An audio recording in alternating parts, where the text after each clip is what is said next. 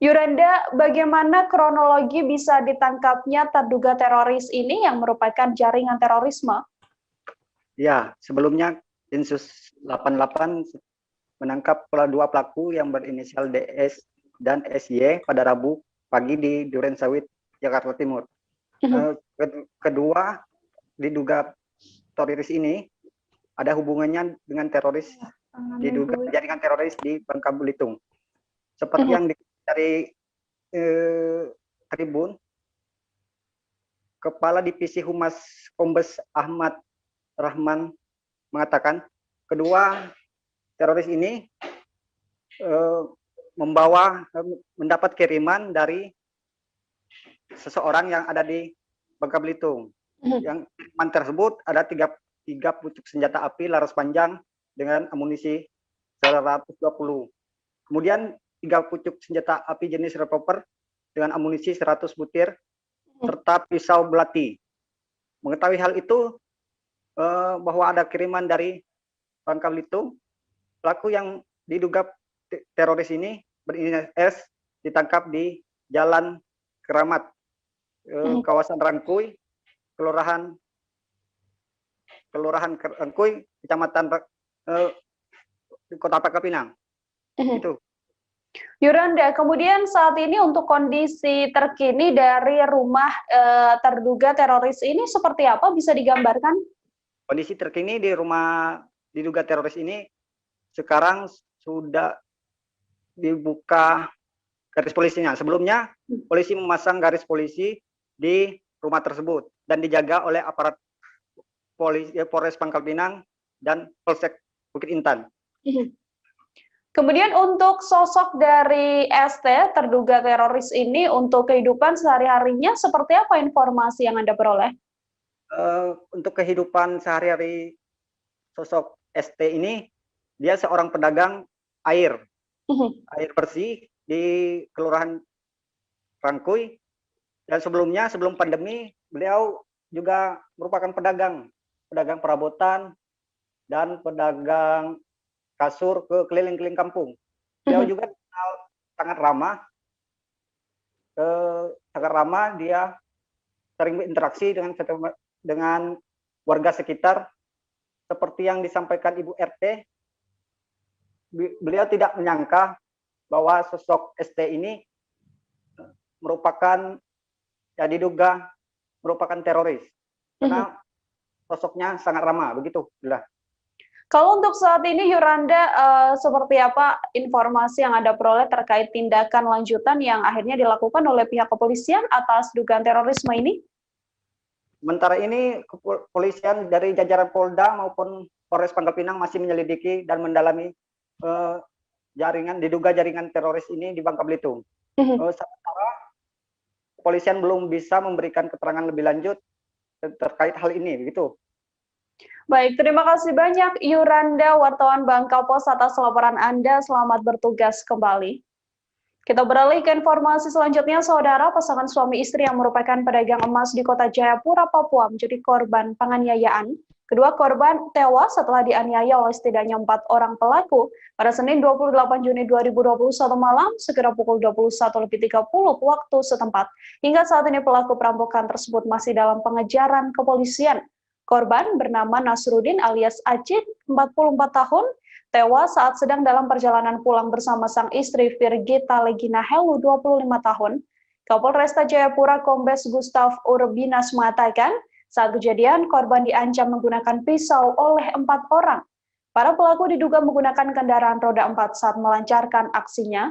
Korban yang saat itu berada di dalam mobil diminta keluar oleh para pelaku. Pelaku lantas meminta barang-barang berharga korban, namun kala itu korban menolaknya. Insiden tersebut juga diketahui seorang saksi yang juga harus menderita luka senjata tajam di bagian tangan kanan karena turut diancam oleh pelaku. Setelah melakukan penganiayaan, pelaku melarikan diri dengan menggunakan kendaraan roda 4 dengan membawa tas milik saksi. Dari keterangan sementara, dugaan awal kasus tersebut bermotif perampokan, namun hingga saat ini pihak kepolisian memastikan 45 waktu Indonesia Barat. Pemadaman kemudian mengerahkan 6 mobil pemadam kebakaran, 4 dari Damkar Kota Solo dan 2 lainnya merupakan Damkar Sukoharjo. Dari hasil olah tempat kejadian, api diketahui membakar sebagian dari toko yang luasnya 600 meter persegi ini. Hingga saat ini pihak kepolisian diketahui masih mendalami apa penyebab kebakaran tersebut. Untuk mengetahui bagaimana informasi terkininya, telah tersambung bersama saya wartawan Tribun Solo ada Fristin Intan di sana. Halo Fristin, selamat siang. Selamat siang, Mila. Fristin, untuk proses pemadaman kebakaran tersebut seperti apa bisa digambarkan? Kemudian adakah kendala yang terjadi pada saat pemadaman dilakukan? Baik, untuk proses pemadaman kemarin malam pada Rabu 30 bulan 6 2021 malam terjadi kebakaran satu bangunan toko bangunan Rojo bernama Rojo milik Santoso ini.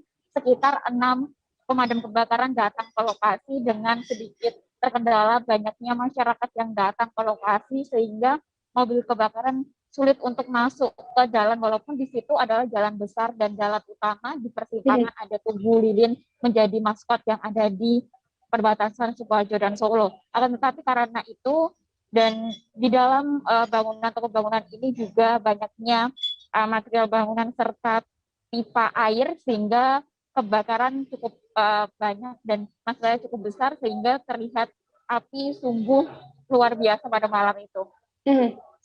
Untuk kronologi dari kebakaran ini akhirnya diketahui oleh sejumlah warga seperti apa, Fristin? Untuk pengakuan dari warga cukup kaget dengan adanya api tersebut, mengingat api itu tiba-tiba saja membesar dan langsung dari pemadam kebakaran datang ke lokasi. Menurut Kapolsek Pahlawan Solo AKP Budi Anugrah menyatakan bahwa saat ini penyelidikan masih dilakukan pihak kepolisian, mengingat pemadaman tadi malam masih dilakukan sehingga saat ini akan dilakukannya penyelidikan terkait masih dilakukannya pendinginan dari pasca kebakaran itu sendiri. Artinya apakah pihak kepolisian saat ini sudah mengetahui mungkin dugaan awal dan juga penyebab dari kebakaran ini terjadi, Fristin? Untuk sampai saat ini belum ada kepastian ataupun pernyataan resmi dari pihak kepolisian akan akibat dari ataupun asal muasal dari kebakaran itu sendiri. Mengingat luas bangunan yang cukup luas sekitar 600 meter persegi ini banyak sekali material-material di dalamnya.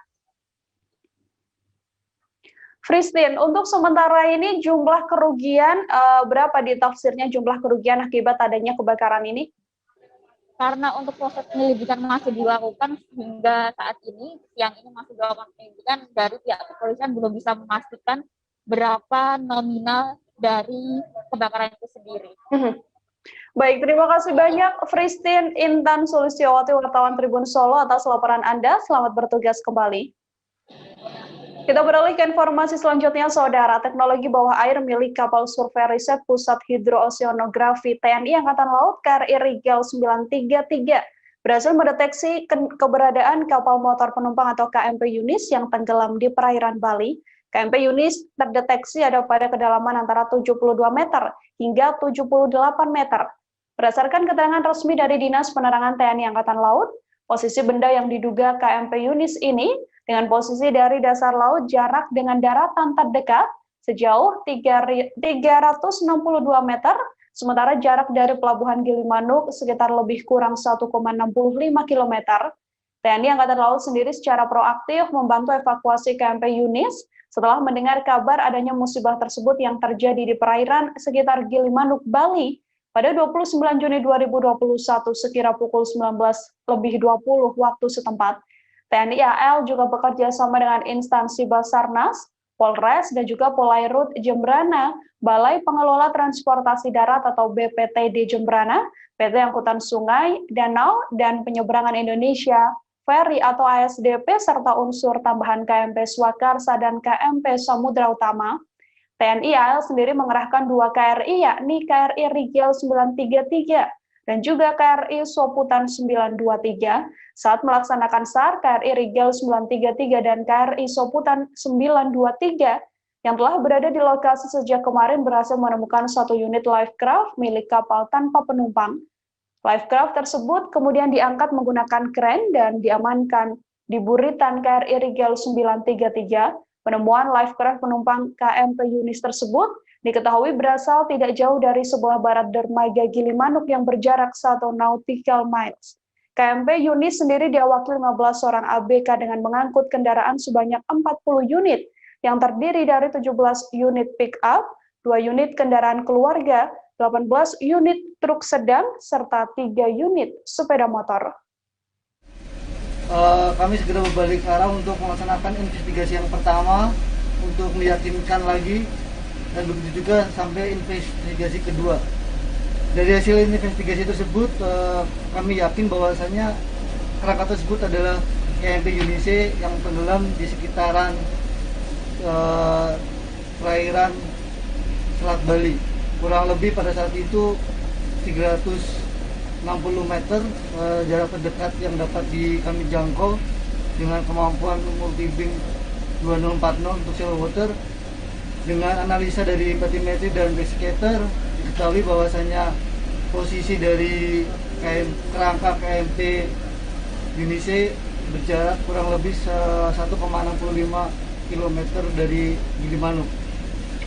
Untuk kerangka tidak jelas pada kedalaman sekitar 72 sampai 78 meter di dasar laut dengan panjang kurang lebih 55 meter, kemudian tinggi sekitar 12 meter dengan lebar sekitar 11 meteran. Demikian yang kami dapat sampaikan untuk pagi hari ini. Kami KRI Rigel masih terus mencari korban ataupun barang-barang dari KMP Indonesia yang sekiranya masih dapat diselamatkan, ditolong. Kita jeda sejenak, saudara. Setelah ini masih akan ada beragam informasi lain yang kami hadirkan untuk Anda. Tetap di live update. Oke, apa kabar Bang Ariski di sini untuk strateginya? Kalau saya sendiri di Jumip 37 ini yang semalam baru mulai, Apa yang saya dirasakan udah Kapten Hitam? Sebenarnya aku nggak ngerasain penangkapan atau penggerebegan atau apapun itu, karena gini loh, posisinya aku lagi Kriteria. main. Jadi kita mengenal disebut dengan stroke yang tidak berdarah dengan stroke yang berdarah. Stroke yang tidak berdarah itu biasanya ditandai dengan adanya penyumbatan. Kalau itu terjadi di sini mungkin pikirnya tidak ke situ kali ya, tapi kalau di Korea atau di Kamboja itu ada beberapa paper yang Saya itu mas, Ya. dulunya tukang koran. Oh gitu ya. Tukang koran. Ya, saya baca itu, Pak. Tuh kan, pernah baca kan? Ya. Jadi kalau saya jadi tanggam, itu udah bersyukur banget. Si anak ini dijadikan sebagai tersangka begitu. Ya, kalau ini kita bicara yang di luar kasus Sebongombo ya. Dikenal dengan nama hujan shower, di mana terdapat batas jelas antara daerah hujan dan tidak hujan yang biasanya terjadi pada fase awal mature stage atau tahap Berbahaya dewasa. itu Kang. Jadi mulai artinya terjadinya perlembekan. Nah itu untuk penetrasi akan sulit. Gitu ya. Dok, saya ini Menurut saya memang tidak mudah, bukan urusan tanah diambil. Kalau misalnya Amerika Serikat sekarang, Rasulullah mengatakan dalam sebuah hadis bahwa berpuasa di 6 hari Syawal itu. Oke, apa kabar Bang Ariski di sini untuk strateginya? Kalau saya sendiri di Jumip 37 ini yang semalam baru mulai, Apa yang saya dirasakan udah Kapten Hitam? Sebenarnya aku nggak ngerasain penangkapan atau penggerebegan atau apapun itu, karena gini loh, posisinya aku lagi Kriteria. main. Jadi kita mengenal disebut dengan stroke yang tidak berdarah dengan stroke yang berdarah. Stroke yang tidak berdarah itu biasanya ditandai dengan adanya penyumbatan. kalau itu terjadi di sini mungkin pikirnya tidak ke situ kali ya, tapi kalau di Korea atau di Kamboja itu ada beberapa paper yang saya itu mas, Ya. dulunya tukang koran. Oh gitu ya. Tukang koran. Ya, saya baca itu, Pak. Tuh kan, pernah baca kan? Ya. Jadi kalau saya jadi tanggam, itu udah bersyukur banget. Si anak ini dijadikan sebagai tersangka begitu. Ya, kalau ini kita bicara yang di luar kasus Sebongombo ya. Dikenal dengan nama hujan shower, di mana terdapat batas jelas antara daerah hujan dan tidak hujan yang biasanya terjadi pada fase awal mature stage atau tahap Berbahaya dewasa. itu Kang. Jadi mulai artinya terjadinya perlembekan. Nah itu untuk penetrasi akan sulit. Gitu ya. Dok, saya ini menurut saya memang tidak mudah, bukan urusan tanah diambil. Kalau misalnya Amerika Serikat sekarang, Rasulullah mengatakan dalam sebuah hadis bahwa berpuasa di 6 hari Syawal itu. Oke, apa kabar Bang Ariski di sini untuk strateginya? Kalau saya sendiri di Jumip 37 ini yang semalam baru mulai, saya udah Sebenarnya aku nggak ngerasain penangkapan atau penggerebegan atau apapun itu. Karena gini loh, posisinya aku kriteria. Jadi kita mengenal disebut dengan stroke yang tidak berdarah dengan stroke yang berdarah. Stroke yang tidak berdarah itu biasanya ditandai dengan adanya penyumbatan. Kalau itu terjadi di sini mungkin pikirnya tidak ke situ kali ya. Tapi kalau di Korea atau di Kamboja itu ada beberapa paper yang Saya itu mas, dulunya tukang koran. Oh gitu ya. Tukang koran. Ya, saya baca itu Pak. Tuh kan, pernah baca kan? Ya. Jadi kalau saya jadi tanggam, itu udah bersyukur banget. Si anak ini dijadikan sebagai tersangka begitu. Ya, kalau ini kita bicara yang di luar kasus Sebongombo ya. Dikenal dengan nama hujan shower, di mana terdapat batas jelas antara daerah hujan dan tidak hujan yang biasanya terjadi pada fase awal mature stage atau tahap Berbahaya dewasa. itu Kang. Jadi mulai artinya terjadinya perlembekan. Nah itu untuk penetrasi akan sulit. Gitu ya. Dok, saya ini Menurut saya memang tidak mudah, bukan urusan tanah diambil. Kalau misalnya Amerika Serikat sekarang, Rasulullah mengatakan dalam sebuah hadis bahwa berpuasa di 6 hari Syawal itu. Oke, apa kabar Bang Ariski di sini untuk strateginya? Kalau saya sendiri di Jumip 37 ini yang semalam baru mulai, saya udah Sebenarnya aku nggak ngerasain penangkapan atau penggerebegan atau apapun itu. Karena gini loh, posisinya aku kriteria. Jadi kita mengenal disebut dengan stroke yang tidak berdarah dengan stroke yang berdarah. Stroke yang tidak berdarah itu biasanya ditandai dengan adanya penyumbatan. Kalau itu terjadi di sini mungkin pikirnya tidak ke situ kali ya. Tapi kalau di Korea atau di Kamboja itu ada beberapa paper yang Saya itu mas, dulunya tukang koran. Oh gitu ya. Tukang koran. Ya, saya baca itu Pak. Tuh kan, pernah baca kan? Ya. Jadi kalau saya jadi tanggam, itu udah bersyukur banget. Si anak ini dijadikan sebagai tersangka begitu. Ya, kalau ini kita bicara yang di luar kasus Sebongombo ya. Dikenal dengan nama hujan, batas jelas antara daerah hujan dan tidak hujan yang biasanya terjadi pada fase awal mature stage atau tahap Berbahaya dewasa. itu Kang. Jadi Anda masih menyaksikan live update bersama dengan saya Nila Irda Saudara. Kecelakaan tunggal mobil Pajero Sport yang jatuh ke dalam sungai terjadi di Desa Sukaraja, Kecamatan Padamaran, Kabupaten Ogan Komering Ilir, Sumatera Selatan. Atas kejadian ini mengakibatkan 4 orang penumpang mobil yang terdiri dari 3 anak dan juga seorang ayah meninggal dunia. Sementara seorang wanita berhasil selamat dari kecelakaan tersebut. Keempat korban yang tewas adalah Loan Rekbo, 34 tahun, Dava Yelo, 13 tahun, Dela Yelo, 8 tahun, dan juga Dikela Yelo, 5 tahun. Sementara korban selamat adalah Yapi Mayasari. Korban merupakan suatu keluarga asal desa Harjomulyo, Madang Sukisalto, Kabupaten Oku Timur. Saksi mata mengatakan insiden naas ini terjadi sekitar pukul 9 waktu Indonesia Barat. Untuk mengetahui bagaimana informasi terkininya, telah tersambung bersama saya wartawan Tribun Sumsel. Ada Winando Da Vinci di sana. Halo Winando, selamat siang.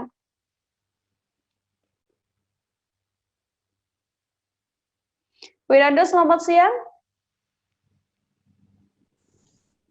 Iya, selamat siang, Mbak.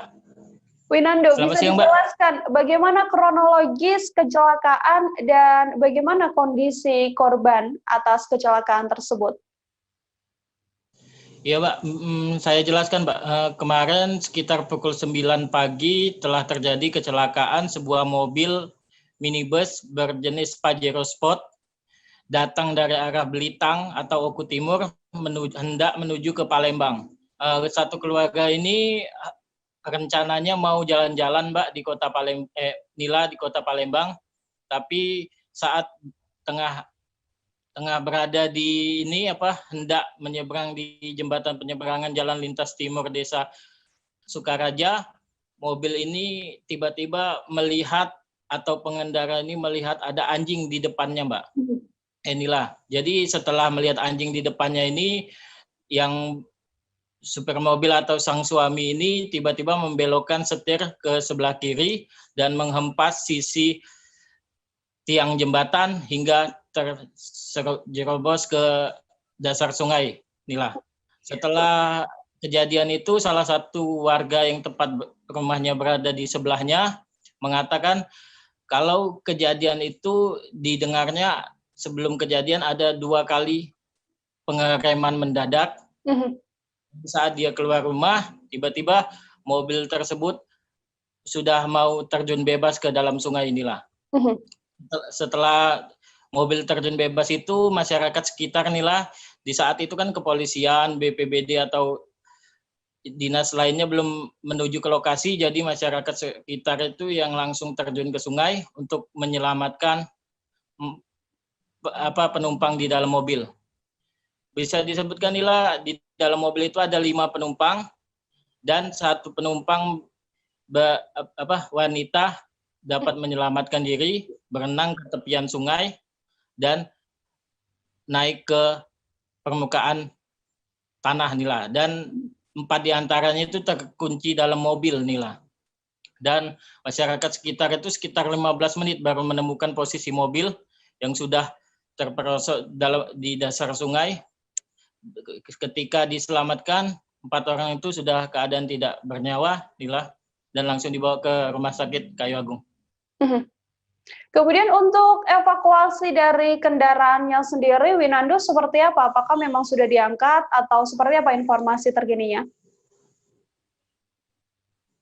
Kalau kondisi terkini, ke-4 jenazah dan korban selamat sudah dibawa ke Desa Harjomulyo, Kecamatan Sukumadang 1, Kabupaten Oku Timur, dan dari informasi yang saya dapatkan, bahwa ke-4 jenazah sudah dimakamkan Nila, sedangkan si istrinya ini bernama Yepi masih shock Nila sampai saat ini. Di lokasi kejadian sendiri, Winando, berdasarkan informasi yang Anda dapatkan, apakah memang kerap terjadi kecelakaan atau mungkin ini baru pertama kali terjadi? Oke, inilah kalau dari informasi yang kami dapatkan, masyarakat sekitar mengatakan memang di lokasi kejadian ini kerap terjadi kecelakaan, yaitu mobil terperosok ke dalam sungai. Kalau dari keterangan masyarakat sudah 5 kali inilah, dan terakhir kemarin memakan korban 2. Sebelumnya sempat juga mobil bermuatan beras yang terjun bebas ke dalam sungai juga, namun pengemudi dapat diselamatkan inilah. Dan masyarakat sekitar menginginkan di lokasi atau di sekitar lokasi itu diadakan atau diperbanyak rambu lalu lintas inilah, karena di posisi jembatan itu sebelumnya itu tikungan tajam. Jadi setelah tikungan tajam di depannya langsung ada sungai atau jembatan itu inilah. Baik, rambu lalu lintas juga sangat dibutuhkan untuk mengantisipasi agar tidak terjadinya kecelakaan ini lagi. Saudara wartawan kami tadi juga telah melakukan wawancara dengan Kapolres Oki AKBP Alamsyah PLUPSI. Berikut liputannya untuk Anda. Evakuasi, bayangkan, kita bisa hitung aja dari jam 9 sampai tadi setengah 4 ya, baru bisa dievakuasi. Bukan masalah evakuasinya, tapi kita menyelamatkan korban dulu. Yang paling utama ketika terjadi kecelakaan adalah kita berupaya untuk menyelamatkan korban yang ada. Pak, ada keluhan dari warga sini Pak, di sini tidak ada rambu-rambu lalu lintas Pak, sehingga sering terjadi kecelakaan Pak. Nah, kalau kecelakaan selama saya di sini baru pertama kali di sini. Nah, masalah rambu-rambu lalu lintas, terus nanti kita akan perbanyak lagi ya.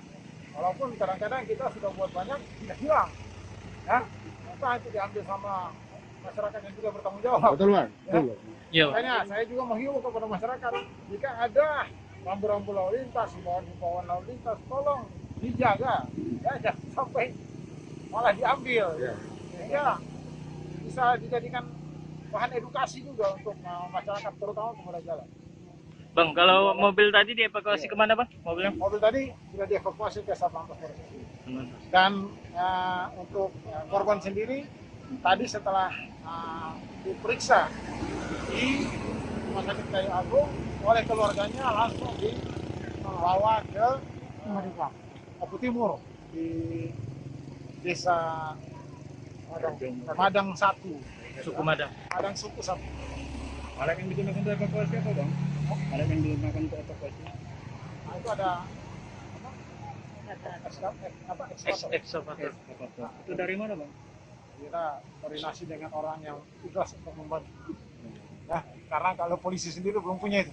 Iya, Bang. Nah, makanya usulkan biar polisi punya alat-alat di rumah. Kita beralih ke informasi selanjutnya, Saudara. Hari pertama pemutihan pajak kendaraan di Provinsi Kepri berjalan kondusif, di mana program ini berupa pemotongan pokok pajak kendaraan bermotor atau PKB hingga 50%, penghapusan denda keterlambatan, dan pembebasan biaya balik.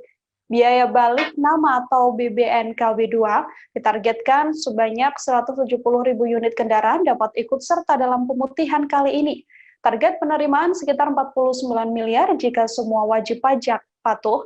Untuk mengetahui bagaimana informasi terkininya, tersambung bersama saya, wartawan Tribun Batam, ada Roma Uli Sianturi di sana. Halo Roma, selamat siang. Selamat siang, Nila. Roma, berapa lama program pemutihan ini akan dilakukan?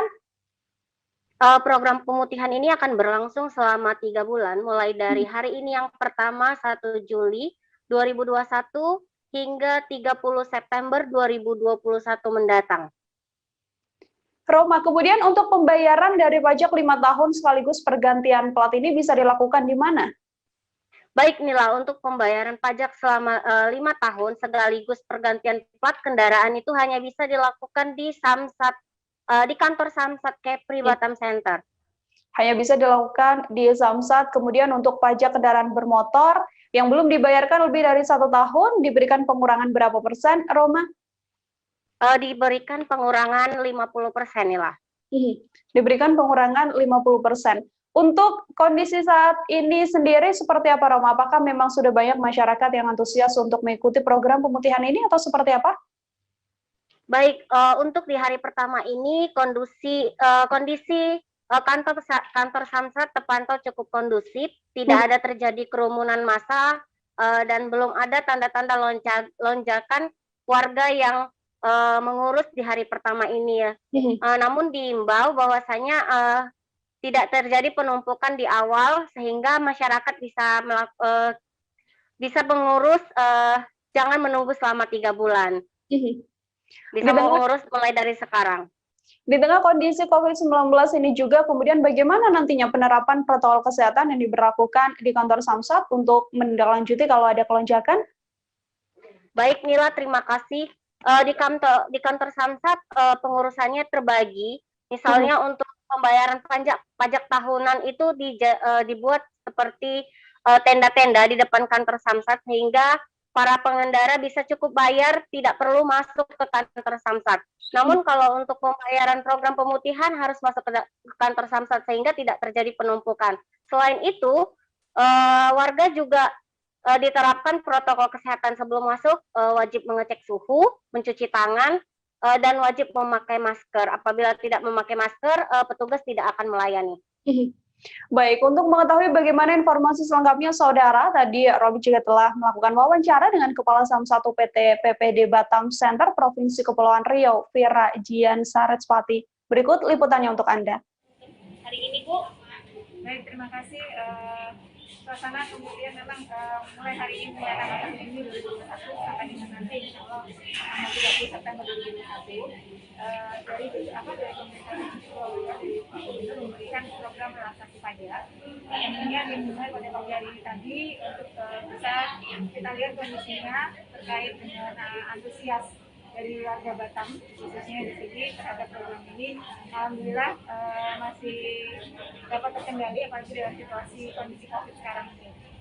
Lalu untuk apa saja yang menjadi prioritas kami di sini jelas pastinya yang menjadi inti poin dari program pemutihan pajak kali ini adalah yang pertama penghapusan sanksi administrasi 100%, keringanan pokok tunggakan pajak di sini 50%, dan juga untuk pembebasan biaya balik nama yang kedua 100%.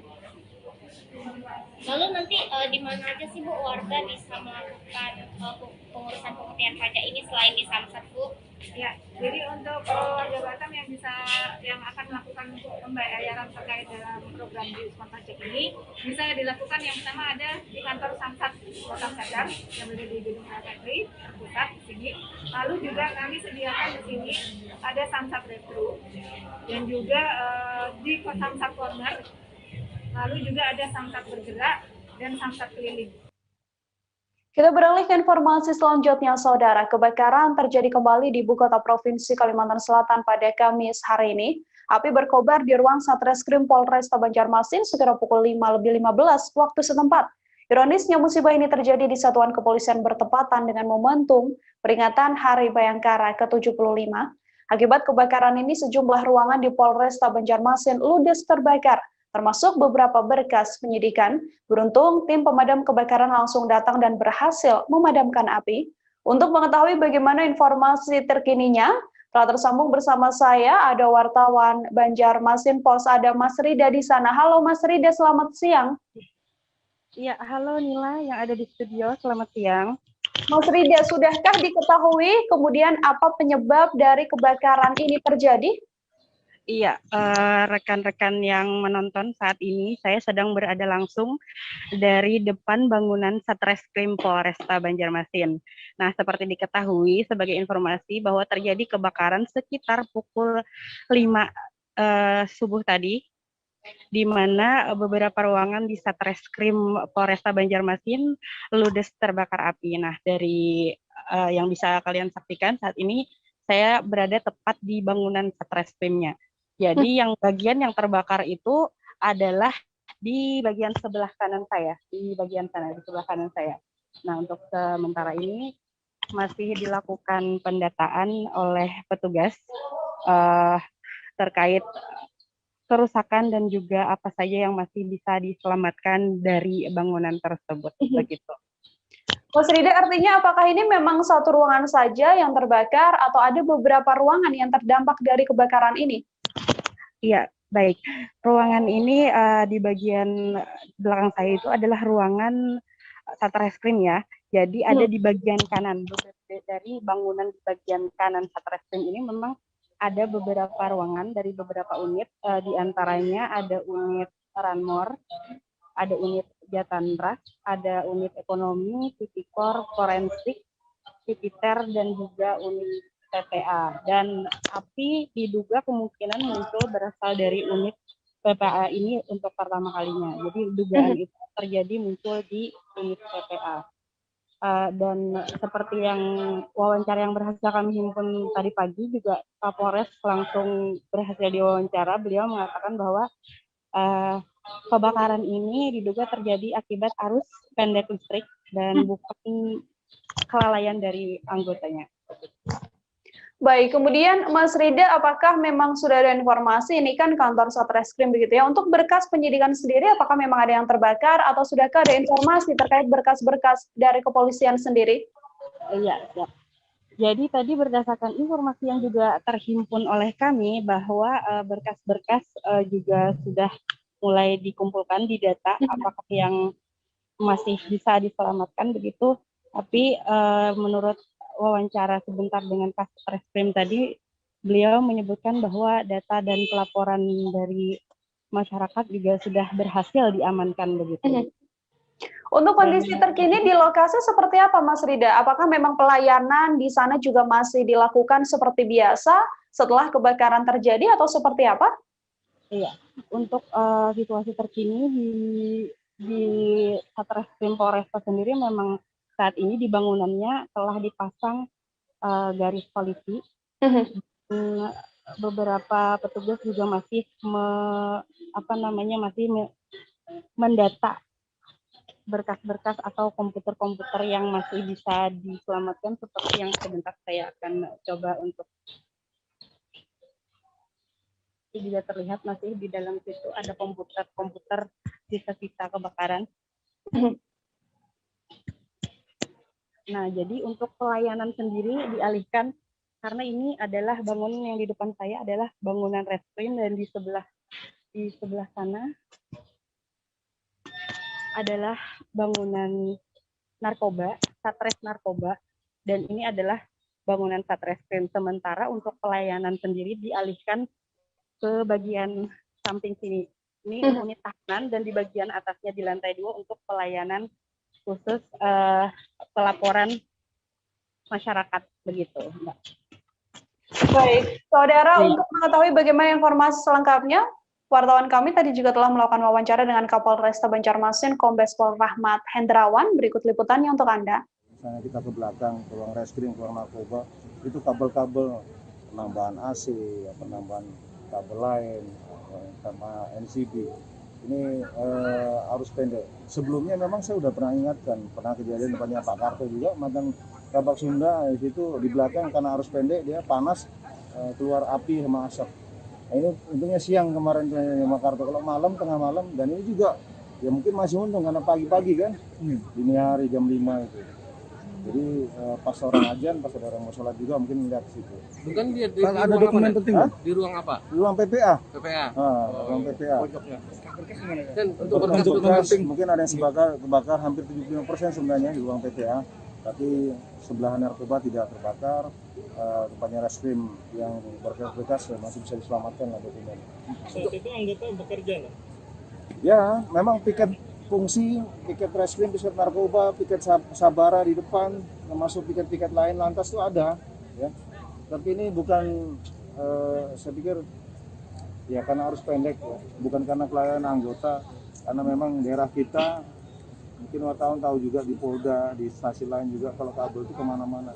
Kita bisa lihat dari sini kabel-kabel itu kan banyak. Atas desakan para demonstran yang berkumpul di halaman kantor Bupati pada Selasa 29 Juni 2021 sembari menyerukan ditutupnya TPL Saudara, kini Bupati Toba merekomendasikan penutupan PT TPL. Pemkab Toba juga sudah mengirimkan surat rekomendasi untuk pihak Kementerian Lingkungan Hidup dan Kehutanan RI.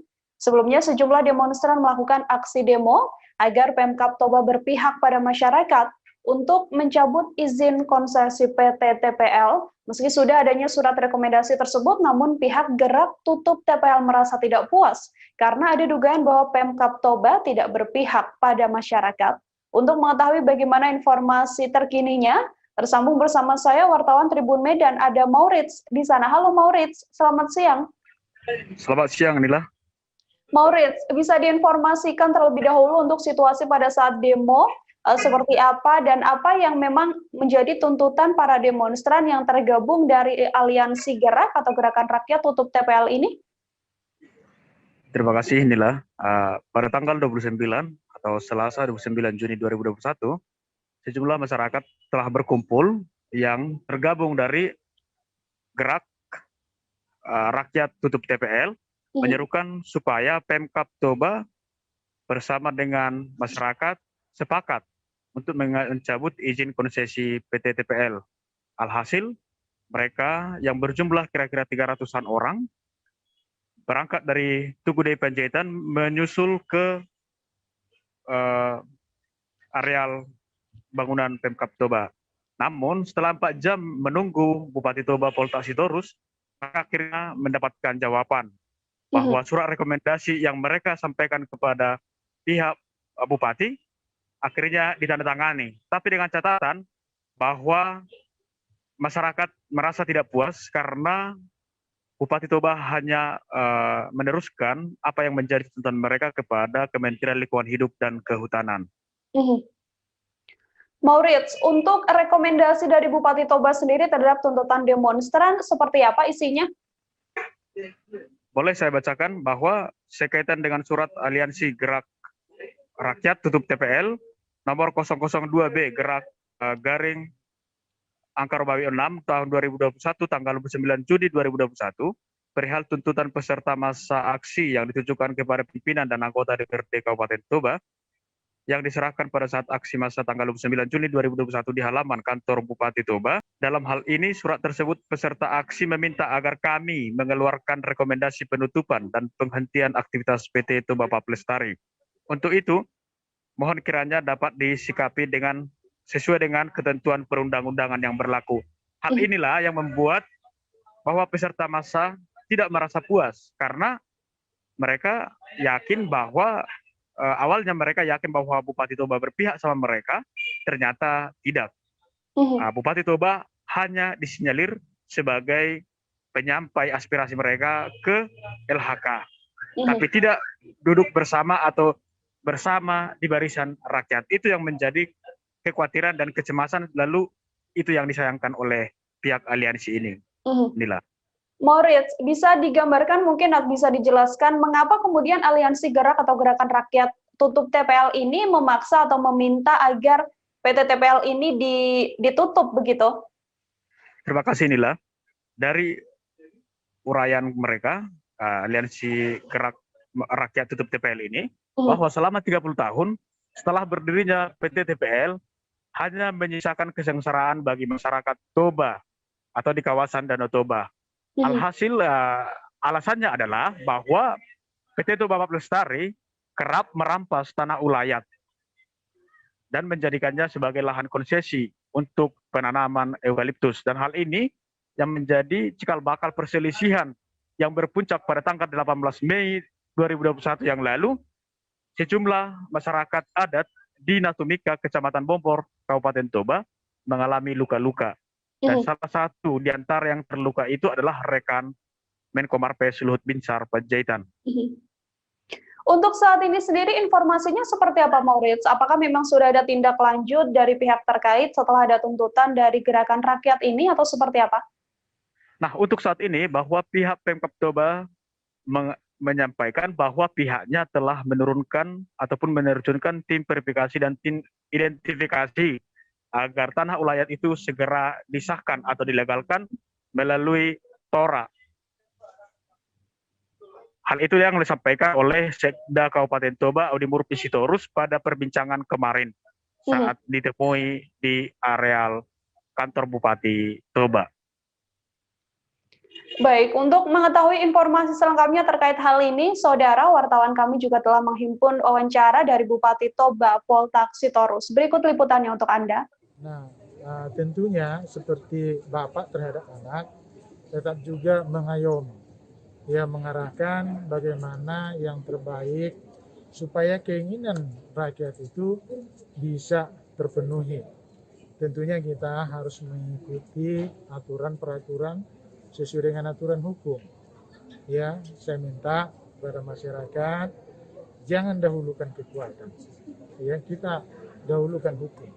Bagaimana prosesnya kita sudah kasih tahu, ada proses untuk supaya tanah yang selama ini mereka idamkan, ya tanah adat bisa dikembalikan kepada mereka.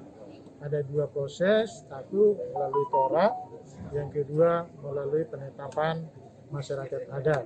Itu yang bisa kita lakukan. Kita minta ikutilah proses ini, kami tidak berlambat-lambat, kami tidak melakukan proses, kita sedang memproses ini, tapi butuh waktu. Mohon pemahamannya supaya kita jangan salah melangkah. Jadi percayalah, kami ini pemerintah berpihak kepada rakyat. Akan kami lakukan apa yang bisa lakukan untuk membantu rakyat. Sekali lagi, terima kasih sudah datang ke sini menyampaikan aspirasinya, dan ke depan ya kita akan juga kasih jawaban apa yang mereka besok kita kasih jawaban. Beragam informasi lain masih akan kami hadirkan untuk Anda, saudara. Selesai jeda, tetap di live update. Oke, apa kabar Bang Arief di sini untuk strateginya? Kalau saya sendiri di Jumip 37 ini yang semalam baru mulai, saya udah sebenarnya aku nggak ngerasa itu penangkapan atau penggerebegan atau apapun itu, karena gini loh, posisinya aku kriteria. Jadi kita mengenal disebut dengan stroke yang tidak berdarah dengan stroke yang berdarah. Stroke yang tidak berdarah itu biasanya ditandai dengan adanya penyumbatan. Kalau itu terjadi di sini mungkin pikirnya tidak ke situ kali ya, tapi kalau di Korea atau di Kamboja itu ada beberapa paper yang saya itu mas, ya dulunya tukang koran. Oh gitu ya, Tukang koran. Ya, saya baca itu Pak. Tuh kan, pernah baca kan? Ya. Jadi kalau saya jadi tanggal itu udah bersyukur banget. Nah, si anak ini dijadikan sebagai tersangka begitu. Ya, kalau ini kita bicara yang di luar kasus Sibolombo ya. Dikenal dengan nama hujan shower, di mana terdapat batas jelas antara daerah hujan dan tidak hujan yang biasanya terjadi pada fase awal mature stage atau tahap Berbahaya dewasa. itu Kang. Jadi mulai artinya terjadinya perlembekan. Nah itu untuk penetrasi akan sulit. Gitu ya. Dok, saya ini menurut saya memang tidak mudah, bukan urusan tanah diambil. Kalau misalnya Amerika Serikat sekarang Tapi Rasulullah mengatakan dalam sebuah hadis bahwa berpuasa di 6 hari Syawal itu. Oke, apa kabar Bang Aris di sini untuk strateginya? Kalau saya sendiri di Jumip 37 ini yang semalam baru mulai, saya udah sebenarnya aku nggak ngerasa itu penangkapan atau penggerebegan atau apapun itu, karena gitu posisinya aku kriteria. Jadi kita mengenal disebut dengan stroke yang tidak berdarah dengan stroke yang berdarah. Stroke yang tidak berdarah itu biasanya ditandai dengan adanya penyumbatan. Kalau itu terjadi di sini mungkin pikirnya tidak ke situ kali ya, tapi kalau di Korea atau di Kamboja itu Di kafe dan juga tempat makan sendiri, apakah masih diperbolehkan untuk makan di tempat atau memang harus bungkus semuanya, atau seperti apa informasi terkait PPKM ini?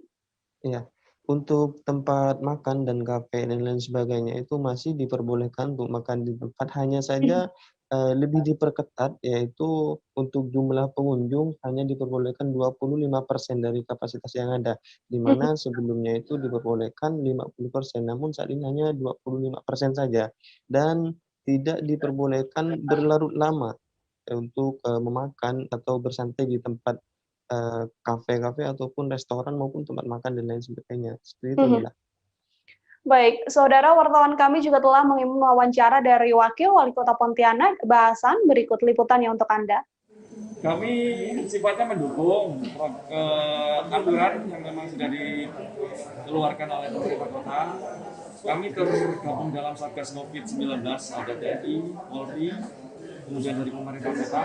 Ini akan sama-sama bergerak melaksanakan apa yang sudah diputuskan sore ini.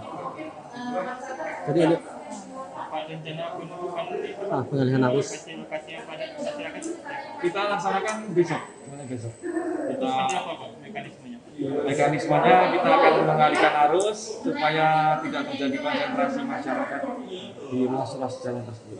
Untuk waktunya siang akan kita tetapkan jam 14 sampai 17, kemudian malam jam 19 sampai jam 23. Oke. Berarti untuk PPKM sendiri Pak diperpanjang atau gimana? Untuk PPKM ya kan sebenarnya ini 11-12 yang PPKM. Kita melaksanakan instruksi untuk PPKM evaluasi di kemudian hari. Pak, untuk kegiatan-kegiatan yang dilarang Pak selama ini Pak, selama zona merah ini Pak, apa saja Pak? Termasuk pesta pernikahan yang ditiadakan, tempat-tempat publik yang menyangkut wisata lokal itu ditutup total.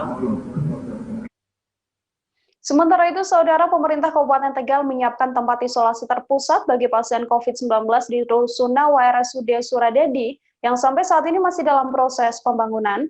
Namun karena jumlah kasus yang terus meningkat, maka ditargetkan seminggu ke depan, Rusunawa sudah bisa ditempati, namun khusus untuk lantai 3 terlebih dahulu. Rusunawa yang memiliki kapasitas untuk 88 tempat tidur ini merupakan bantuan dari Kementerian Pekerjaan Umum dan Perumahan Rakyat atau PUPR. Secara kontrak, bangunan harus siap ditempati pada pertengahan Juli 2021, namun karena kasus COVID-19 yang terus meningkat, maka ditargetkan minggu depan lantai 3 Rusunawa bisa ditempati terlebih dahulu sambil menunggu pengerjaan selesai. Untuk mengetahui bagaimana kesiapan Rusunawa RSUD Suradadi ini untuk dilakukan isolasi bagi pasien COVID-19, tersambung bersama saya wartawan Tribun Jateng, ada Desta Laila Kartika di sana. Halo Desta, selamat siang. Halo Nila, selamat siang. Desta, bagaimana informasi terkininya mengenai tempat isolasi terpusat yang disiapkan Pemkab Tegal, yaitu Rusunawa RSUD Suradadi sendiri ini? Bagaimana, sejauh apa kesiapannya? Oke, terima kasih. Nila. Untuk sejauh ini 88 tempat tidur yang disiapkan oleh Pemkab Tegal di Rusunawa untuk tempat isolasi terpusat sudah hampir 100%. Adapun karena kasus yang terus meningkat dan saat ini pun Kabupaten Tegal masuk zona merah, maka untuk penempatan Rusunawa ini ditargetkan pada pertengahan Juli harus sudah siap dan sudah bisa ditempati untuk pasien COVID-19, khususnya yang bergejala ringan ataupun tanpa gejala yang tidak bisa melakukan isolasi mandiri di rumah masing-masing.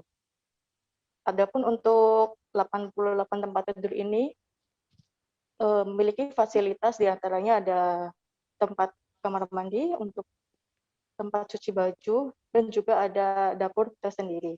Adapun untuk di lantai 1 ada 12 kamar, untuk lantai 2 dan 3 terdapat 16 kamar. Sehingga jika di total ada 44 kamar yang disediakan. Desta, informasi terkininya seperti apa? Apakah memang Pemkab Tegal ini menyiapkan tempat isolasi terpusat di tiap kecamatan atau bagaimana informasi yang Anda dapatkan? Betul, Nila. Selain menyiapkan tempat isolasi terpusat yang ada di Rusunawa RSUD Suradadi, Pemkab Tegal juga menyiapkan tempat isolasi terpusat di masing-masing kecamatan. Sementara untuk tahap pertama disediakan 6 puskesmas. Karena untuk lokasinya sendiri memang disediakan di puskesmas setempat. Adapun puskesmas itu diantaranya ada di Balapulang, ada di Jatinegara, Bumi Jawa, bekas bangunan puskesmas Penusukan, Pagianten, dan puskesmas Suradadi. Masing-masing puskesmas menyediakan 10-15 tempat tidur. Adapun sejauh ini yang sudah siap untuk ditempati baru ada 1, yaitu di puskesmas bekas puskesmas Penusukan yang menyediakan ada 25 tempat tidur. Sementara pasien yang dirawat adalah pasien yang bergejala ringan. Begitu, Mila. Anda tadi sempat mengatakan bahwa Tegal sendiri sekarang masuk pada zona merah. Desta, bisa diinformasikan untuk update jumlah kasus COVID-19 di Kabupaten Tegal sejauh ini seperti apa? Kemudian tentang bed occupancy rate di Kabupaten Tegal seperti apa informasinya? Untuk sampai saat ini update COVID-19 di Kabupaten Tegal, jumlah kasus ada 9.612 kasus. Dengan rincian 8.564 kasus sembuh, masih menjalankan isolasi mandiri ada 425 kasus, masih dirawat 176 kasus. Sedangkan yang meninggal dunia ada 447 kasus. Adapun saat ini rata-rata penambahan kasus baru COVID-19 di Kabupaten ada 73 kasus. Adapun bed occupancy rate sendiri di Kabupaten Tegal sudah mencapai 80% nilai, sehingga Pemkab Tegal melakukan beberapa upaya dengan salah satunya adalah dengan menambah tempat tidur di masing-masing rumah sakit rujukan untuk pasien COVID. Rata-rata penambahan ada 10 sampai 18 bed. Selain penanganan untuk pasien yang memang sudah terkonfirmasi positif COVID-19 sendiri, kemudian untuk gerakan yang dilakukan oleh pemerintah Kabupaten Tegal untuk bangkit melawan COVID-19 seperti apa? Apakah memang ada gerakan PPKM Mikro yang diperpanjang atau bagaimana informasinya, Desta? Betul, Mila. Untuk gerakan Kabupaten Tegal bangkit melawan COVID-19 yang sebelumnya berakhir pada tanggal 23 Juni, mengingat kasus yang masih meningkat sehingga diperpanjang sampai tanggal 5 Juli 2021. Masih akan diperpanjang hingga 21 Juli 2021. Wartawan kami, saudara, juga telah melakukan wawancara dengan Kepala Dinas Kesehatan Kabupaten Tegal, Hendadi Setiaji. Berikut liputannya untuk Anda.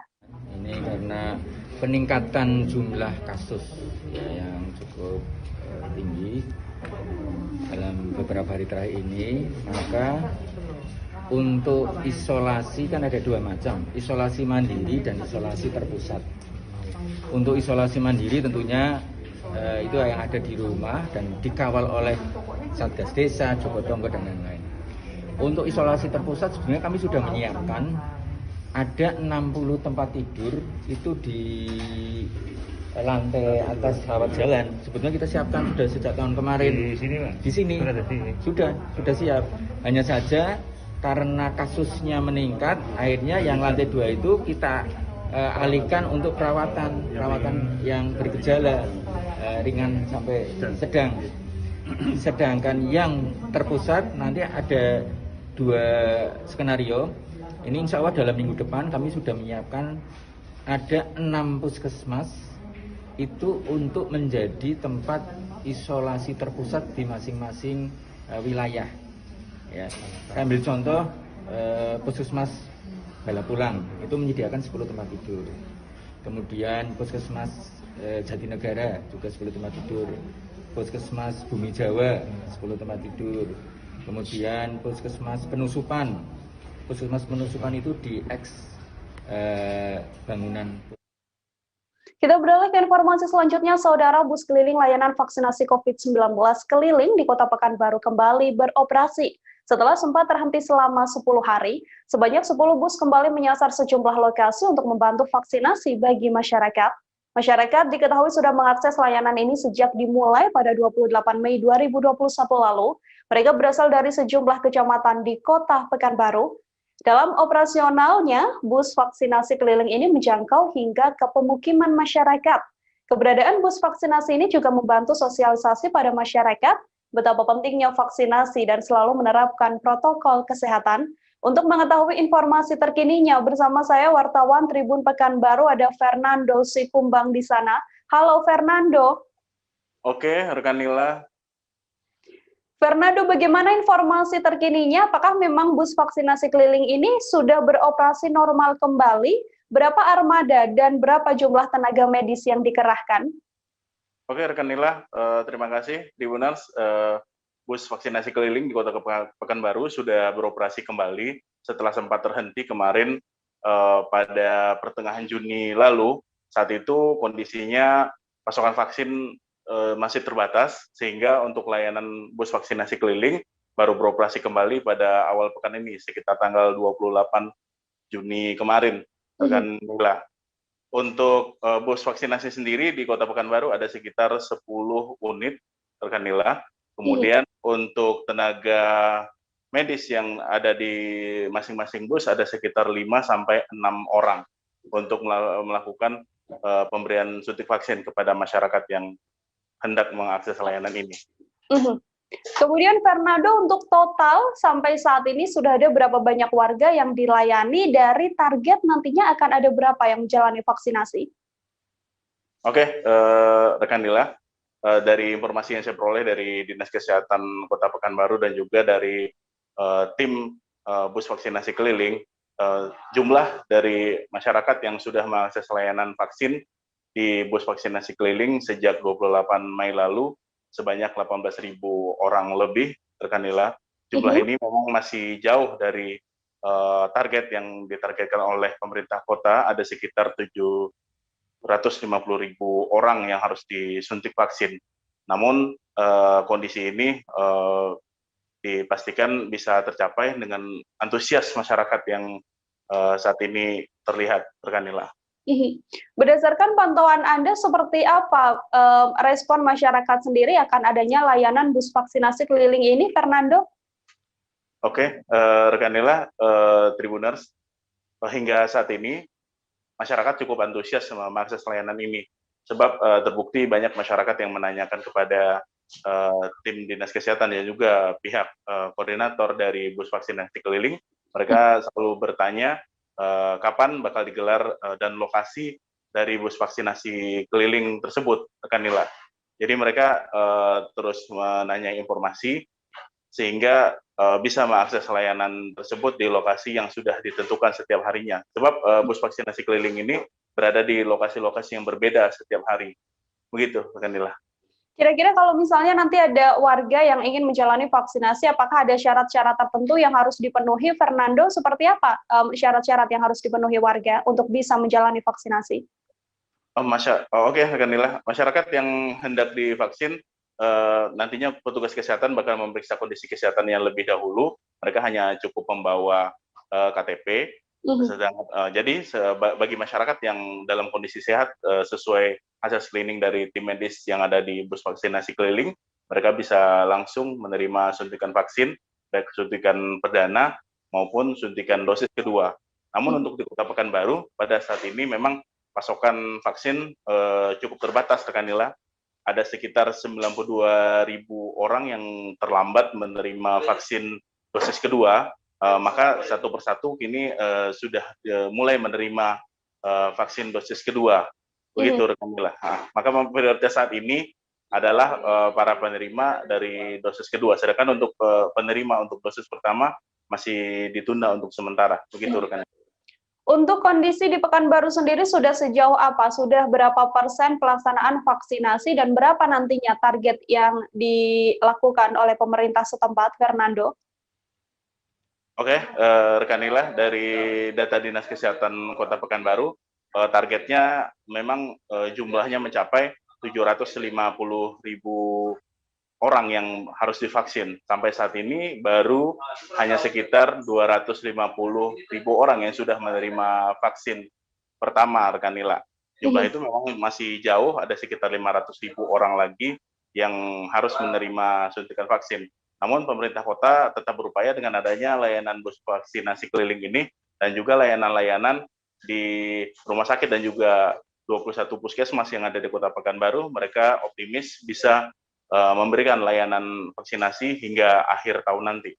Begitu, rekan Nila. Baik, saudara wartawan kami tadi juga telah menghimpun wawancara dari seorang warga penerima vaksin. Berikut liputannya untuk Anda. Ini karena peningkatan jumlah kasus yang cukup tinggi. Jaya. Pak, sehari-hari bekerja sebagai apa, Pak? Rumah makan sederhana. Di rumah makan ya, Pak. Gimana tadi, Pak, untuk vaksinasi, Pak? Udah vaksin. Iya. Ini vaksinasi kedua berarti, Pak, ya? Yang pertama. Oh, pertama ya, Pak, ya? Yang pertama, ya. Oke, gimana tadi, Pak? Ada kendala, Pak? Enggak ada. Ada ya, Pak, ya? Iya. Tadi sempat lama nunggu tuh gimana, Pak? Nunggu sebentar, Pak. Sebentar aja tadi, Pak, ya? Sekarang gimana, Pak, perasaannya, Pak? Ada Sekarang belum nyeri? ada, enggak, Pak. Bilang ibu tuh tadi tunggu setengah jam. Iya. Kalau ada baru bilang. Ya, tapi sampai sekarang nggak ada ya, Pak, gejala ya, Pak, ya? Oke deh. Tadi keluhan sebelum kesini ada, Pak? Enggak ada. Nggak ada ya, Pak, ya? Tadi, jadi menurut dokter sudah apa ya, Pak? Sudah bisa vaksin tadi ya, Pak, ya? Udah bisa. Oke deh. Kapan rencana vaksin kedua katanya, Pak? Belum bilang lagi. Oh, belum bilang ya, Pak, ya? Nanti tunggu hasilnya. Oke, makasih ya, Pak, ya. Program vaksinasi COVID-19 saudara bagi remaja usia 12 sampai 17 tahun di DKI Jakarta mulai berjalan. Gubernur DKI Jakarta Anies Baswedan meninjau langsung pelaksanaan vaksinasi yang dilakukan di SMA Negeri 20 Sawah Besar Jakarta Pusat. Dalam sambutannya, Anies Baswedan mengatakan, hal ini merupakan babak baru dari upaya pemerintah memerangi pandemi COVID-19. Anies Baswedan mengatakan pada masa pandemi ini keselamatan adalah nomor satu dan yang paling utama. Terlebih COVID-19 mulai menyasar anak-anak usia 18 tahun ke bawah dengan ribuan anak terpapar setiap harinya. Ia pun mengajak para orang tua untuk turut aktif mendaftarkan anak-anaknya dalam program vaksinasi ini. Untuk mengetahui informasi terkininya terkait vaksinasi tersebut, tersambung bersama saya wartawan Tribun Jakarta ada Dionisius Arya Bima di sana. Halo Dion, selamat siang. Iya, siang Nila. Dion, bagaimana situasi terkini vaksinasi remaja usia 12 hingga 17 tahun pertama yang dilakukan di DKI Jakarta? Ya, program vaksinasi bagi remaja usia 12 sampai 17 tahun ini, yang pertama ini memang diadakan sejak tadi pagi pukul 10 hingga siang tadi pukul 1. Gubernur DKI Jakarta Anies Baswedan sendiri tadi turut meninjau pelaksanaan vaksinasi di SMA N20 Sawah Besar Jakarta Pusat. Dalam kesempatan ini, Anies mengatakan ini merupakan babak baru dari penanganan COVID-19 yang dilakukan oleh pemerintah, lantaran memang setiap harinya ada ribuan anak Jakarta yang terpapar COVID-19. Kemudian para remaja yang tadi menerima vaksin juga sangat antusias mengikutinya, dan mereka berharap dengan proses vaksinasi ini, maka pembelajaran tatap muka di sekolah bakal bisa segera dimulai kembali. Begitu, Nila. Dion, untuk hari ini sendiri ada berapa banyak anak yang telah ditargetkan untuk menjalani vaksinasi? Untuk hari ini di SMA N20 ini ada 100 orang siswa dari SMA 20 ini yang divaksin. Meski begitu, Pemprov DKI Jakarta ini menargetkan sebanyak 1,3 juta anak divaksin. Begitu, Nila. Sekitar 1,3 anak nantinya akan menjalani vaksinasi. Kemudian terkait vaksinasi sendiri yang dilakukan di DKI Jakarta sejauh ini progresnya sudah sampai mana, Dion? Vaksinasi COVID-19 di DKI Jakarta ini memang terus dikebut oleh Pemprov. Per hari Rabu kemarin itu ada sekitar 4,3 juta warga yang sudah mendapat dosis pertama vaksin COVID-19. Adapun target yang dicanangkan Pemprov DKI untuk program vaksinasi ini ialah sebanyak 8,5 juta warga hingga akhir Agustus 2021 mendatang. Target yang dicanangkan ini sesuai dengan arahan Presiden Jokowi kepada Gubernur DKI Jakarta Anies Baswedan beberapa waktu lalu. Begitu Nila. Baik, saudara, wartawan kami, Dion, tadi juga telah melakukan wawancara dengan Gubernur DKI Jakarta Anies Baswedan. Berikut liputannya untuk Anda. Hari ini 1 Juli 2021, anak-anak di Jakarta mulai mendapatkan vaksinasi. Kita mulai dari anak-anak berusia 12 hingga di bawah 18 tahun. Dan pagi ini kami bersama Pangdam Jaya, Kapolda Metro Jaya, Pangkoops AU, Pangko Armada 1, kami semua datang bersama-sama, bahkan semua dengan pakaian dinas upacara lengkap untuk menghormati dan menyampaikan pesan ini amat penting untuk melindungi anak-anak kita. Karena itu kepada para orang tua, anak-anaknya supaya diarahkan mengikuti vaksinasi. Ini adalah untuk kita semua bisa melindungi pada anak-anak kita agar mereka terbebas dari potensi terjangkit wabah COVID-19. Informasi tadi sekaligus menutup perjumpaan kita dalam live update kali ini, saudara. Terus saksikan live update selanjutnya hanya di kanal YouTube tribunnews.com. Jangan lupa untuk terus disiplin menerapkan protokol kesehatan dimanapun Anda berada demi kesehatan diri Anda dan juga keluarga. Saya Nila Irda beserta kru yang bertugas pamit undur diri. Terima kasih dan sampai jumpa. Jangan lupa like, subscribe, dan share ya.